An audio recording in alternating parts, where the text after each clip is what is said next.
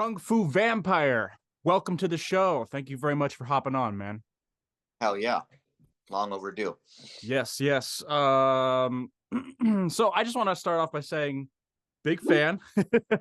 But I was first well, not introduced, exposed to you on the Exit Wounds track from Underground Avengers back in the day. That's when I first heard about your name. I heard about a bunch of people on that same track, and then I looked you up, and the first video I saw was I Count. And that's the whole video and the style and everything that you did with it just it blew me away, man. It was like instant fan since then. So I want to ask, what was the experience like making that video and that time of your career? So, first off, thanks, man. I don't even know how long ago the exit wounds thing is. I want to say it was 10 years ago, right? Or more. I Was it think 11? I think 10 or 11, yeah. Yeah. It doesn't even seem like that old, right? No, That's it all. doesn't. But when you lose 3 years to COVID, which I feel like that's a fair statement, right? You kind of Yeah. lost three. That kind of sped everything up. It really was only 6, 7 years ago. But Mm, I Count was our very first music video ever. And I had been doing it for 9 years before that. That came out in 2009. okay. And uh, that was crazy how it came about, man. It's actually a great question on the feeling of I Count, because I produced the track, wrote the track, right? So it was really my song. And I had met a guy from Tokyo through an engineer here in San Jose that I worked with when I was a kid. And I guess he had told the engineer, hey, I'm looking for someone to shoot a music video for. And they hit me up and I said, this is a great opportunity. And I really liked the guy and I love Japanese culture. So there was just so many things that I was like, oh man, I want to work with this guy. This would be great. Mm, And we did it on a really cool camera that people don't use anymore. I don't know what it was called. It's a big cinema camera, but it's just not, it was right before red cameras were really popping. And it wasn't a DSLR, it was like this really cool in between kind of movie making camera. And basically, I put together a bunch of girlfriends, a bunch of homies, a bunch of places and people and things, and everything was homegrown.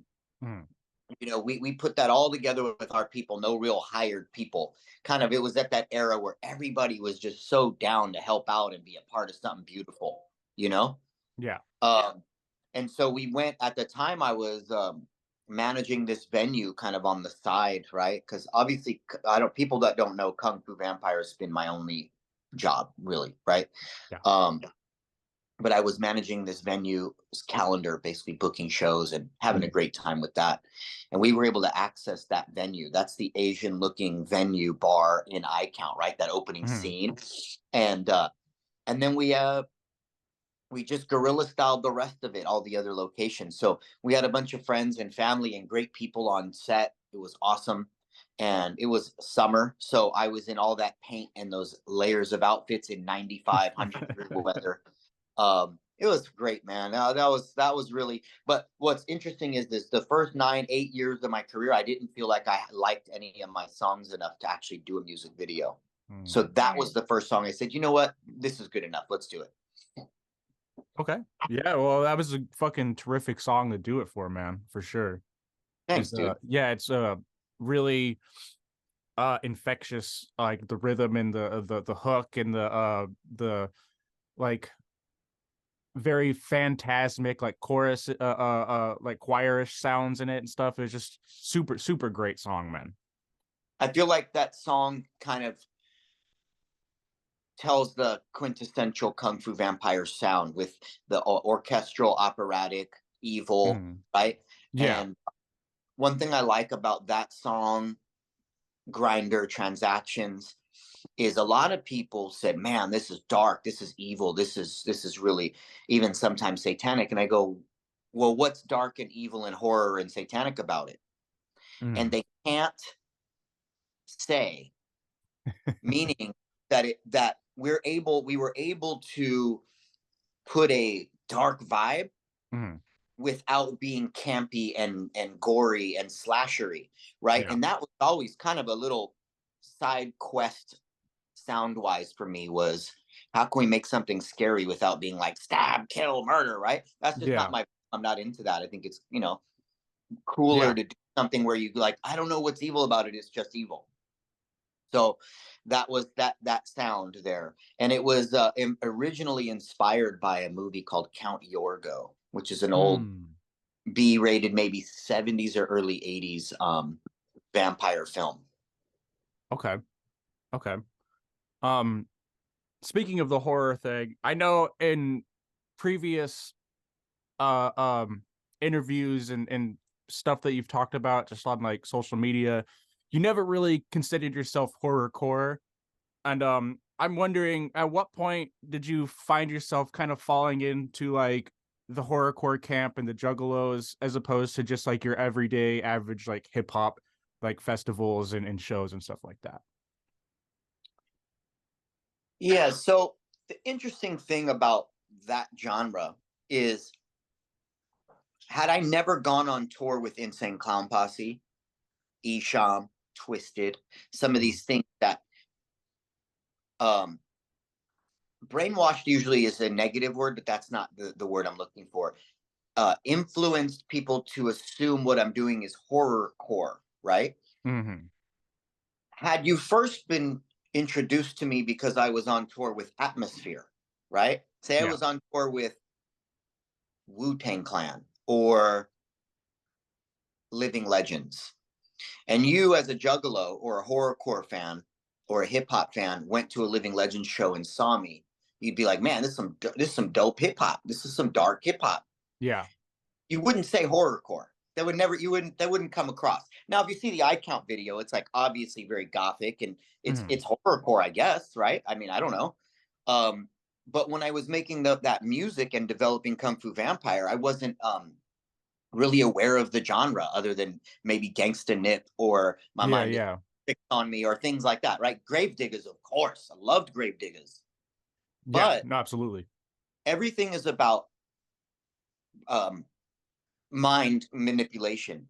Because if you were to see me on a team backpack, which is arguably one of the bigger ways I've been introduced to people, right? Because some of those have almost 1 million views, multiple, Mm. and my videos don't quite have that many yet. Um, you wouldn't say that. You'd be like, okay, it's just a fucking cholo rapper or something, or Yeah. backpack rapper, because I'm very lyrical, whatever that lyrical means, right? Yeah. I don't overly take myself serious or certain labels and things, right? So going into your question even deeper, horrorcore and juggalo fans like who they like, Yeah. meaning my fan base is juggalo and horrorcore fans, right? But Mm-hmm. so is E. So is Ritz. So True. is Chris Calico. We all have, right? So we Yeah. Yeah. all Yeah. have the same fan base, but we're not horrorcore. But Mm. there's nothing wrong with having songs that you go, oh man, I count's kind of horrorcore. That's cool. Grinder, that's a glitch hop track. That's not a horrorcore track, Yeah. Yeah. right? Nothing horrorcore about it. If I would have done that video in a baseball cap Mm-hmm. and been Yeah. like, I'm not Einstein, you know what I'm saying? With Yeah. lowriders, Yeah. Yeah. Yeah. it's horrorcore. It's a glitch hop track. Yeah. So, Too Late to Pray, very juxtaposed, right? This is Mm-hmm. a track made by E40's producer, my friend Pro Hozak, and it's got Talkbox on the chorus, but it's got a dark topic. So it's like, you really, what I'm doing is very different in the sense that it just doesn't fit in any category, you Yeah. know? And I've been on festivals with straight backpack. I've done a festival with Conway, Griselda, Reverie, these straight Mm-hmm. up back went well. You know what I mean? Hell yeah. Um, you could also say that I'm kind of Cypress Hilly influenced or, whatever. And being from the Bay, I don't really have a Bay sound. Yeah. So as far as like falling into the Juggalo horrorcore fan base, first off, it's an absolute blessing Mm-hmm. because they're the last true crusaders of supporting music. They really are. 100%. Yeah, they're the Deadheads, they're the Kiss fans, but I think even kind of cooler. There's a lot of complaining and Gen Z mentality, weird kowtowing and all kinds of shit that didn't used to happen in that genre. Mhm. But I'm not an OG juggalo. I came into the scene in 2010, and yeah, it's changed and evolved, but I still see a lot of the positive, and I don't really pay attention to a lot of the I would say Gen Z type behavior that people are complaining about. To me, it's cool. Like, you just got to roll with the punches. If you go to the gathering, to me, it's the same gathering. It's the last one was probably the best one I've ever been to. Maybe I'm maybe because of my status and love that I get in the community, I'm biased, but I just feel nothing but love and warmth at the gatherings. Yeah. That's I don't see the change that people complain about. I love it. You know what I mean? And this Uh, last one was lit. It was packed. So I'm in that genre, and I'm proud to be. And I've kind of made the Juggalos my priority as far okay. as like just being friendly, just being honest, being giving them my time every day in the comments if I can, and listening to their stories. And Mhm. so I don't think you can get that from another culture, call it a fan base, whatever, Okay. supports it. But yeah, not opposed to being called horrorcore if that's what you want to call it. I don't give a shit. I just make music, you I know. mean, I whatever you want to call it, I'm a fan either way. So like it's not gonna stop me from listening to it, you know. um But I think so the best way to describe it and show people like, hey, our fans are horrorcore and juggalo fans, and we are a significant part of that genre, very important part of it. mhm. I mean, Chris Calico's like a gospel singy rapper, and he is just as revered Yeah. by juggalos and horrorcore as I am. So, and it's not because of our sound. It's just we were blessed to be a part of this through Tech Nine, through ICP, through Dark, through being weird, through he has vitiligo and heavy anxiety, right? I'm Yeah. hella strange and have a live band, and like we're just you know the Yeah. juggalo horrorcore scene accepts the weirdos and strangers, and it's great. Yeah. Definitely. Um so you've been doing this for 20 years. Have you been independent the entire time of your career? Oh Or have yeah, you okay, dope. it would have been nice to have some millionaire pop behind me, but Yeah, for sure. this has been a learning experience the whole way, and I'm still learning and I'm still growing, and Okay. uh, 100% independent, man. The harder I work, the better things go. The less I work, shit doesn't happen. Fuck yeah, man. So what's been as an independent, what's been the most challenging thing to overcome in your career? There's lots of levels to the word challenge when it comes to what we do. Yeah. Obviously, staying motivated for 20, 25 years when nobody's pushing you, you don't have to do it. There's um there's no label giving you a deadline. There's no reason that I have to keep moving. I can just say I'm done, and so there's a challenge there on a motivation level. Another thing, it's more of an irritating and a painful challenge, is that people associate someone's height in their career, their status based on what label they've signed with. And Yeah. as an independent artist, I think at this point, I'm pretty sure most people in the genre can assume I've been offered several label deals by multiple underground labels. I'm probably the only one who's been offered more than one deal from multiple of these labels and said no graciously, Mhm. no, thank you, right? No, thank you. Um, and I get the opposite of credit for that. I get, oh, he's not on psychopathic. Oh, he's not on sub noise. Oh, he's not on strange music. He's not on, 17, so he's not as important, right? Yeah. And it's quite the opposite, because I would love to be on one of those labels if maybe they weren't ran by an artist, right? Yeah. If it's just a conglomerate. But why would I be under another artist? And the most important thing is I have a live band. I have a lot of things I want to do. I can't give some label in 2023, 24 a portion of my money that needs to go towards tour van repairs and new merch and cool ideas and keeping the price lower for the fans, right? Yeah. So I didn't want somebody saying, "Hey, we need that music. Where's the deadline? Hey, can you use our producer? Hey, can you, you know?" I love all the underground labels, man. It hurts to not be able to make some money with them on that deep level.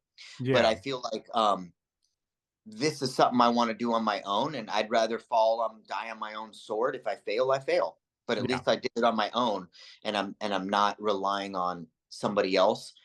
And for me, everything I do is for me and the fans. Basically, meaning like I want to give them the most unfiltered music. And I can't do that if I get on a label. Even an independent label would be like, bro, what is this Blackheart Machine shit? This is weird. It's like Mm. jazz. What are you doing jazz for? Right?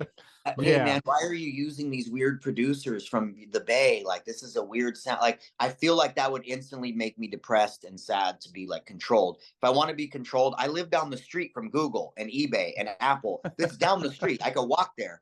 I'll just go get a six-figure job, bro. I'll even if it's an entry-level job, and let Yeah. someone control me there and actually make real money. So I do this to be the guy that goes, you know what? That guy is culturally diverse, musically diverse. He's giving us juggalos, horrorcore, hip hop fans absolutely unfiltered music. Nobody's telling him when to release. Nobody's Yeah. telling him who he can't do shows with. Yeah. So the flip side of that is I have to work 10 times harder. And that's been the biggest challenge of being an Okay. independent artist. Valid as fuck, man. Well, I just gotta say, as an artist myself, I've always looked up to people like you who do the independent grind and do it themselves. Like all the respect to labels and everything like that, but like it's the it's people like you that really motivate me the most and I find the most inspiring because of the hustle and doing all this by yourself and maybe with your small team of people and friends and I just gotta say, man, I have tons of respect for that. So, cheers to that, man. Thank you, bro. Yeah. I could only imagine how much more this could be huge if I was on one of the labels, man. So there is a usage for that. I'm just Yeah. a crazy, crazy hard worker and believe in myself. And I believe Kung Fu Vampire is as big or bigger and better than anything coming out in the underground. And that includes the biggest artists that influence this entire culture. I'm as good, if not better. And I have Mm. that opinion of myself, but I don't think highly of myself in that sense. I don't take myself serious. It's still just fun. It's still Yeah. just art. And you know, we'll see where this takes us. You know what I mean? So Yeah. it's cool. I got love for everybody. I love that I am able to work with everybody. And we got to keep grinding. Some people choose to be independent. Other people don't have a choice, right? A lot of people say, I'm independent. It's like, no, you would sign to any of these labels in a heartbeat. You just don't have the charisma, the quality for them to want to pick you up. Whereas, like with me, I chose to stay independent when Atlanta offered me deals, when Interscope offered me deals, when several underground independent hip hop labels have offered me deals. I chose to stay independent, and that's out of respect for the fans. I have a lot of respect for that. Definitely, man. Fucking that's amazing. Um well then I guess on the opposite so the flip side of the coin, a little bit on a more positive note, what's been like the most memorable or rewarding experience of your career? Damn, man. I'll just we've been very lengthy with these answers, bro. I don't do a lot of interviews. I Oh haven't been no, doing it's any interviews lately, by the way. Been very few. yeah. I'll tell you something that happened recently that I loved. Mhm. In 2010, I went on tour with Potluck and Twisted. And we were in Grand Rapids, Michigan. And these people brought their children, small children, to the show. And there's a semi popular picture out there of me fully painted in a suit behind the merch booth with these two little painted juggalos that were probably, let's see, probably 7 and 8. And so that was 2010, right? And they're like, waist high on me. I mean, they're like right here on me, Yeah. and I'm 5'5". These are little tiny children. You know what I'm Mm. saying? They're flipping the bird in the picture. Both children are going, you know what I'm saying? It's Yeah. iconic photo, man. It's so cool. I've posted it over the years once or twice, Mhm. and I don't know who they are. Then in 2023, just this few months back in June, we go to Lansing, Michigan. Is it Lansing? To I don't want to mess it up. Awesome, awesome club slash bar in Lansing. Super dope. Great brick walls and like just a good vibe. You know, we show up and those kids are there 13 years later, 13 plus years later, Yeah. with their parents, and they've got matching shirts, all four of them, with their pictures on them of us. And they're saying something about Love Bites, bitten in 2009, 2010. Yeah. Um, Kung Fu Vampire custom made shirts, right? Mhm. And I met the kids, and they're 20 and 21, and they're football player size now. They're 6'4, 6'1, 6'2. They're gigantic. They're way Mhm. towering their parents. Parents are like barely bigger than me or smaller than me. You know, same size, right? Regular height, smaller type people. The kids are freaking giants. Yeah. And so we got to take pictures and video and shake hands. I signed a bunch of stuff for them, and we have a before and after picture now in the same style with them flipping off, but Yeah. they're towering over me, and I had to stand on the stage for one of the pics to reenact the picture. Yeah. And me, that personal connection trumps anything, any great merch night, any great show, any beautiful big titty chicks, any sort of surface level thing. You know, you could have all that back. And I would say that stuff like that was absolutely the best. That's why it made me feel 20 years younger and want to just like do this for 30 more years, which I'm Yeah. going to do 20 more years probably. Yeah. So, you know, it just was a fantastic feeling. And that was one of the most positive things in my entire career. And it just happened. Yeah. That's awesome, man. That's that's a that is beautiful. That is a beautiful moment, I'm sure. Uh I can only imagine, you know what I mean? I love that. I don't know. I don't really have any other comment for that, but I could keep saying how dope it is, but that is fucking incredible, dude. You know what I I'm gonna mean? we're gonna post it soon. It's shame on me for not posting it yet, but Mhm. with the way the internet works, I mean, it's new once I post it. Doesn't matter that it already happened or happened in June. It's we're gonna Yeah. post. You know, I'm Oh not yeah. always top of immediately posting stuff. You know, it's just not my vibe. I like to post later. Yeah. Sometimes people think I'm out at a party. They're like, "Bro, where you at?" I'm all, "Dude, that was 2 nights ago. I don't want you to know where I'm at." You know? Yeah, yeah. For sure. So, I mean, you're a busy man, man, so I get it. well, and I'm full time dad. You know, that's like my main thing. I have my daughter alone full time, Mhm. and I'm the proud parent of a preteen and a corgi Jack Russell that both keep me so happy and so busy. So, Yeah, hey, absolutely. yeah. Um all right, so you're probably the biggest touring act that I've had on my show. I've had smaller acts that I've done tours and stuff, but when when you started touring, did you have to put in the footwork and do all the connections, or did you wake up one day and you just had like a bunch of like offers to do a show here and a show there? Oh man, that's probably the number one hardest part of what we do. It's been the hardest challenge, but the most important. Mm, Um, I felt like our live show, if you see us live, you're hooked. You know, yeah. we're just so much stronger live than we are on record. My opinion, I don't think I'm the greatest on record. I think you see it live and you go, wow, you know, that's Mm, just. And up until Come Dawn, I'm not a big fan of any of my music. I don't think it really hit that next level of quality like Come Dawn and Black Heart Machine have. okay. Um, there's always going to be people that say, "Oh, Dead Sexy, that's when I got introduced to you." So, but if you listen to all my catalog, that music's just not as good. I don't care about people's opinion. It's not as good, and that's just comes with time and growth, right? Yeah. Sure, there's gems on there. Too Late to Praise a Gem. If Dead Girls Don't Say No is your favorite song, whoop de doo. It's not a great song. Okay, it Mm, just isn't. So seeing us live even back then, I felt like was a treat. We put so much more effort into that live show, live band. Yeah. Um, and so putting tours together was so important, and it was so hard at first because we didn't fit in any category. We weren't EDM, we weren't hip hop, we weren't rock. We kind of got like the whole, hey, you're kind of like not rap enough. Hey, you're not rock enough. Hey, you're not EDM enough. So it was hard to get on bills with people. So I started grinding early, throwing our own shows here in San Jose and in the Bay. Then we started doing stuff in LA. And then we did a short run with Isham that popped up because I was booking at a big venue. I got a call from their people saying, hey, we want to put a show together for Isham. I said, let's do it. I'll hop on with you and we'll do 3, 4, 5 shows.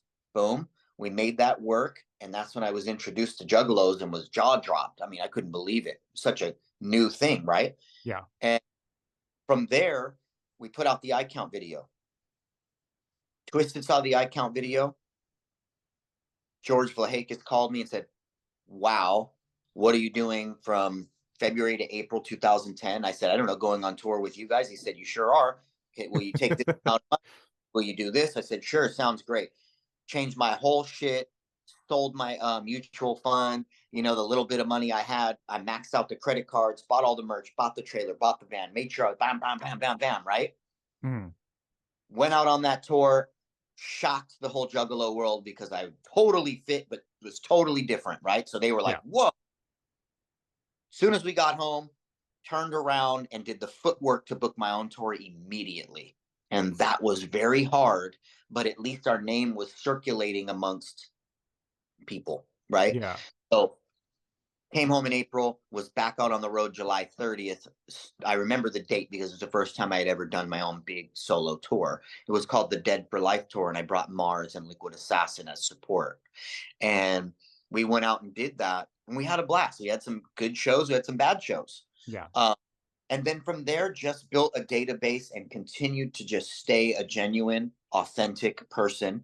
And I really like people. And we got to meet people in the industry and just kind of stayed in there. And I've never stopped touring since. So it's 10 years of touring until COVID hit. And we booked the COVID, the Come Dawn tour pre-COVID. Mm. And I always, once I did have an agent, I would work with the agent together to make these tours happen. Smaller cities, my agency is not going to have a connection. So I would connect with people who love us, adore us, support us in those areas to make sure we don't leave out the little guy, leave out the little town on a Tuesday. We go to little towns. I love it.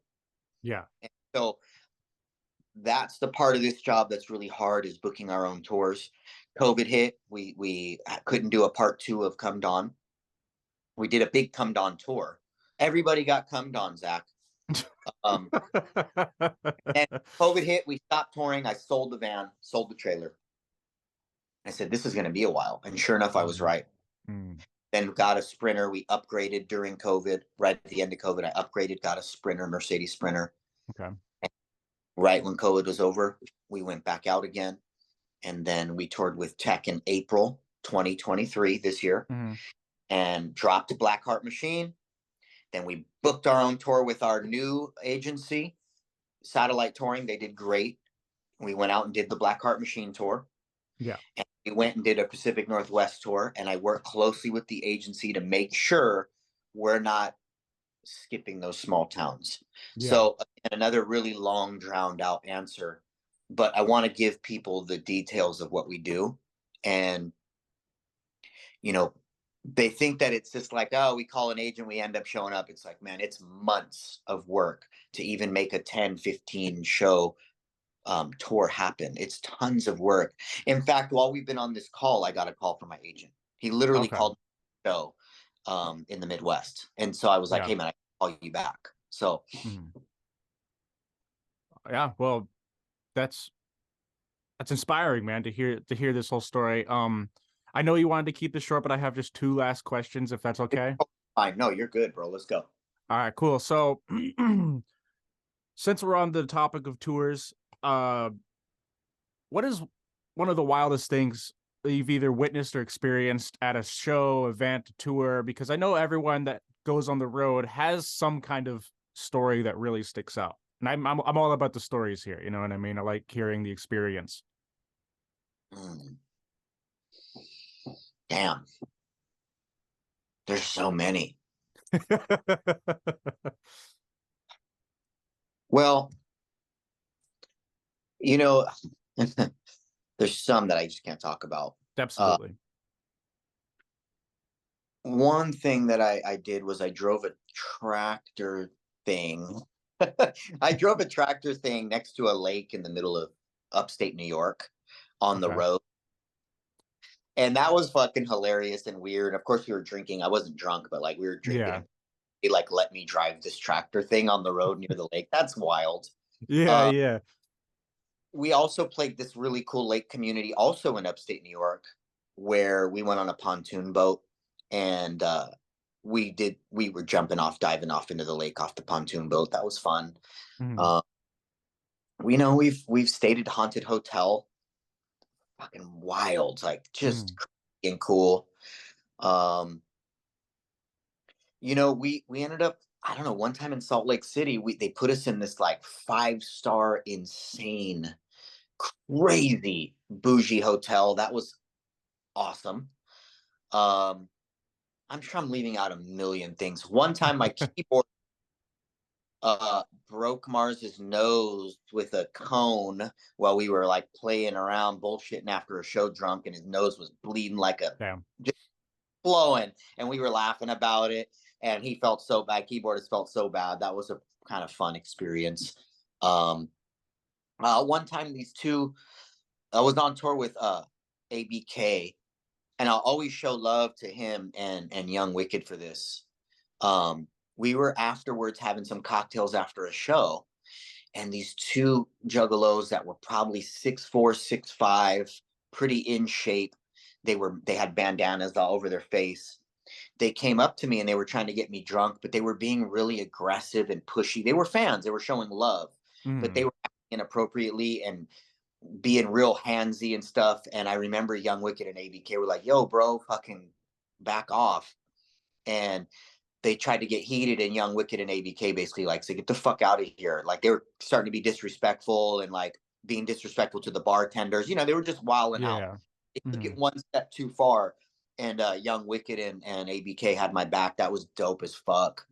Yeah. Um, we played Hollow Weird out here in Marysville. It's a few hours north of here, middle of nowhere. That was amazing. Just kind of like really off the grid, you Mhm. know. Um, yeah, man, I can. There's a lot, man. I know that recently in April, my daughter got to see me for the first time since she was a toddler at the Tech Nine show, sold out here in Santa Cruz, which is 30 minutes from me, and Yeah. it was 12, 1,300 people, and my daughter got to see me play to a sold out crowd that was like going crazy for me. So that was like a really, Mhm. really fun experience. But I don't do crazy drugs or anything, so I don't really have any of those coked out, Yeah, no, I wouldn't expect that, orgy stories, to be honest. But but but that's dope, man. Um, what was the best crowd you ever experienced? Like from memory, like you just felt the energy was just so live and like because you can get a high from when you're on stage. So like, what was the best one you think? so this last gathering on main stage, they went pretty crazy. It was Mhm. pretty high was there. I was buzzing, just buzzing hard. It was Mhm. that got dark by the time we ended our set. We were main support for Isham and Nodis that night. It was the first night this year. Mhm. And that was a really, really top five moment. So Salt Lake City on this thing called the Wild Week of Weirdos tour, 2011.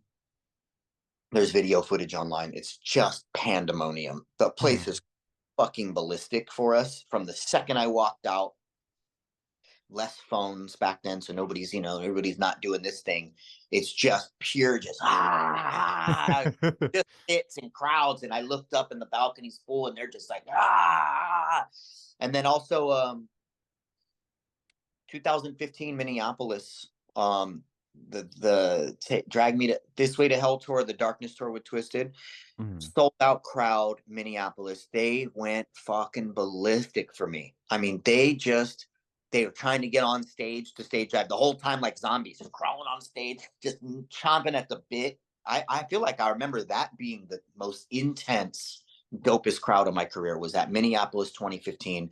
Mhm. It was an old movie theater, probably 1,000 people there, just ballistic, sick. That's that's amazing. Okay, and we could feel free to pass over this question if you don't want to answer it, but because I don't like hyper focusing on negative stuff. But what was your worst show experience like? Oh, that's pretty easy. The worst humans on the planet, aka Philadelphia people, which pride themselves. Uh, I love Philly. They don't love. They didn't love me at the time. They love me now. Mm, Um, Philadelphia people have this thing where they pride themselves on being absolute assholes, and they were really mean to us. Our first performance there in 2010, very mean, super disrespectful, verbally and physically. So when we were on stage, we do blackouts between each song a lot of times, right?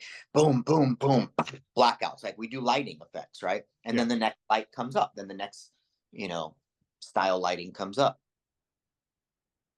For some reason, there was a delay and an issue with the lighting at the Philly show. And I can't remember the name of the place. It's the big place there that's pretty popular that people play. There's a crowd of like 1,500 there, maybe 2,000 people. And between each song, the lights were having an issue. So they were blacking out, but not coming back up. And then it'd be like 10 seconds into the song and the lights would come up. So there was they were just having a lighting issue.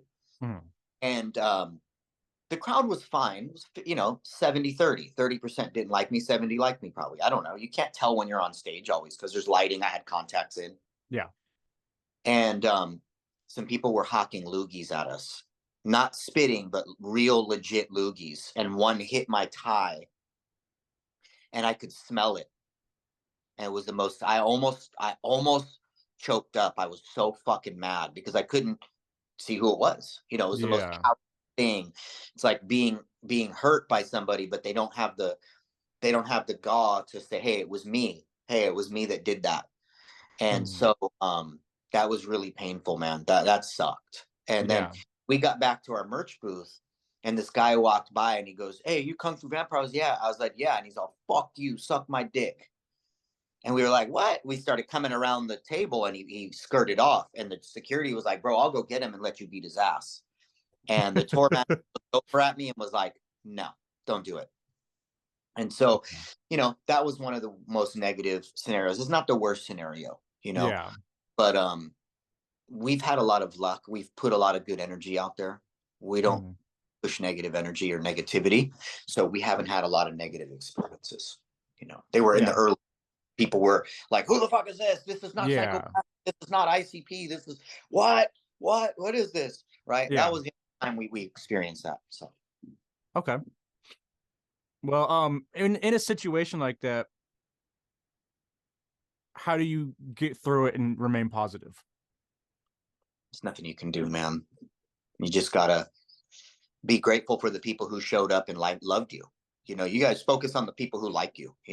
Can't focus on people. I mean, recently you even saw someone just made up some whole entire emotional story about me. It was a complete fictional story, Yeah. and I respectfully responded, and they even hearted what I did, and then ended up taking their post down because they knew they were in the wrong. What they did was wrong, and it was emotional. It was an act of rage and jealousy, Yeah. and I could have focused on it and said, "Hey, bro, they're here in California. I'll meet up with you." But I know they don't want meet up, and I know that they know they were wrong for what they did. And had I focused on it and been like, "Fuck you," I never said "fuck you" to the guy. I just said, "Hey, man, this is bad behavior on your part. This is really wrong what you did. You didn't even check on me. I was having vertigo. I ended up getting vertigo during COVID, and it just really slowed down my progress, Mm, and like an inner ear issue. And I'm not the type to go online and share all my shit. I don't share negative stuff. That's just not my brand. My brand is authenticity, focus on the positive, let's keep it moving. And this person didn't check on me. They didn't they didn't send a hello, they nothing. Instead, they just went online, created this whole facade of me being some bad person. And you just can't focus on that. You just have to say, hey, for every one person like this, there's maybe in my case, because I have very few people that hate on me because I just don't put that energy out. But for Yeah. every one person that does that, dude, I feel like there's 5,000 that fuck with me. You know Yeah. what I mean? And that's such a huge ratio that why even let that person do it? And because I didn't say, hey, fuck you, you're a piece of shit, they took the post down. They knew they were wrong. They wouldn't have taken it down if they didn't know they were wrong. And then they did a second post that was a little jab, and then they took that down. So it's just, you got to focus on the positive. And sometimes people have bad days.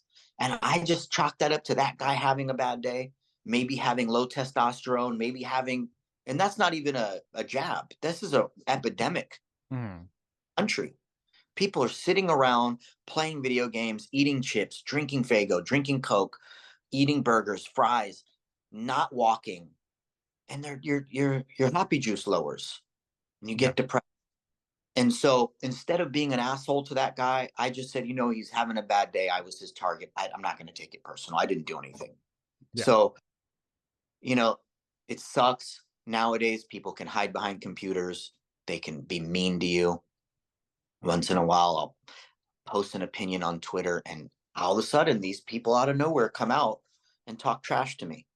And they have a cat as a profile pic. I don't know who they are.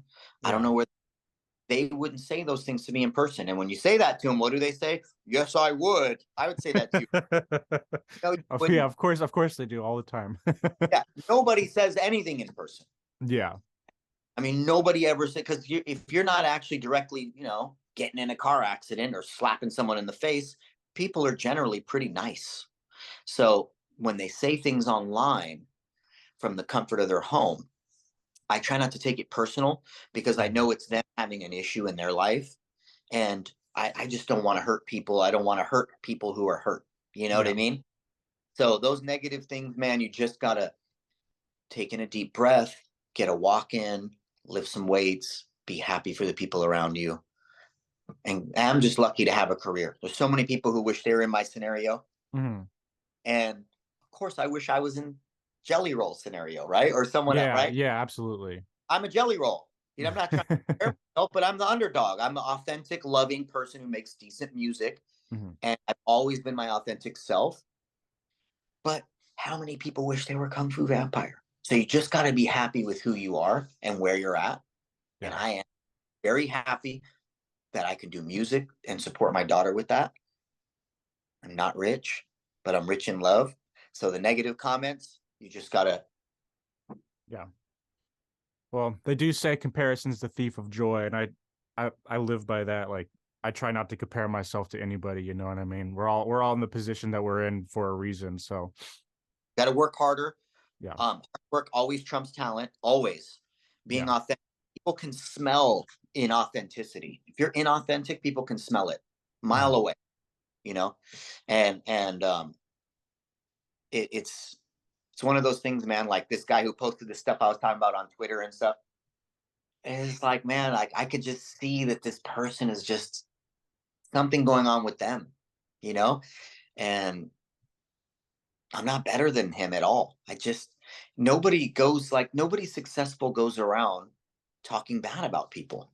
They don't do emotional posts about how you hurt them or something. That's just not what successful people do. They're too busy meal prepping and doing interviews and interviewing Yeah. people. Yeah. They're too busy with that stuff. And I want to see everybody be successful, even the people who talk shit about me, because I want them to do better and be better. Hmm. Definitely. Absolutely, man. Um, and I mean, all of that kind of covers what my next question was going to be, because normally the last question of the interview is always if you have any advice to people or up and coming artists. And if there's anything additional you want to add to that, or if you want to just call that good right there, like I'm fine with either. Simply put, the thing that gets you away from the comparison, is right. to make sure you don't worry about what other people are doing is to focus on the craft for yourself, right? So even if you can't get to the Kung Fu Vampire level or the Tech Nine level or the Drake level or the Taylor Swift level, right? We're talking about, or to the Led Zeppelin level or the Beatles level, right? You can do what I do, which is, hey, doesn't matter where I think I should be. I'm going to make the best cover. I'm going to put meaning behind it and meaning behind the music and the best engineering we can do and focus on every word and make sure this music touches people's souls and hearts. And that will make you, that is my best advice to make you happy, is to focus on authenticity. Because at the end of the day, if I quit today, I have 20 years, I think 9 projects or something like that, right? Of full length albums that I'm so proud of. I want to print them on huge canvases and put them up in my house, which I've not done any. I don't have any. The only thing in my entire home that's Kung Fu Vampire, I don't know if you can see that, but it's vinyl banner from my Black Heart Machine release party this summer. And I had it laying around. I said, let me put that up before it gets ruined. So I'm so proud of my projects. And I think you guys as artists can just make something so beautiful that you can quit that day and go, I did something beautiful. It doesn't matter that it didn't go big. Yeah. Because I'd rather do that than pump out albums and songs that are trash and be more popular. You know, I'd rather quality, because when you start doing that, then you look back and go, damn, that's horrible. You know, I can't even listen to that. So that's my advice. Do something authentic, genuine, take your time, make something beautiful. Wise motherfucking words, man. That's very inspiring, and I want to thank you for coming on. And of course, before we leave, I want to talk about just really quickly, the 20-year anniversary of Bloodbath Beyond. You got that vinyl out now for pre-sale. Anything else you want to say about that or add to that? Super exciting. This is my first vinyl ever. Everybody who pre-ordered it has helped catapult and let me know that pressing vinyl is something people want. We never released Bloodbath Beyond before uncensored, so this is uncensored. And I did something to the cover that I wish I had done the first time, and you'll get to see that when you buy this vinyl, which you can get it. Anything of mine is kungfuvampire.com. All the name. But very proud of this, man. I'm like super excited. You know what I'm saying? It's a parent record. Like, it's just so cool. So yeah, 20-year anniversary. Go cop that, kungfuvampire.com. Something special comes with everybody who pre-orders it before it comes out. So awesome, man. Well, again, thank you very much. This has been an absolute honor to have you on the show. Hell yeah. I'm honored as well. Great, man. What else is there to say? Nothing really, man. Just, you have a wonderful fucking day, man. That's all I could say about that. You too, bro. You're awesome. Yeah, I love you. Glad I got to hang out with you this summer a little bit. Yeah, absolutely. Cool. Much love, homie. All right. Peace, man. Peace.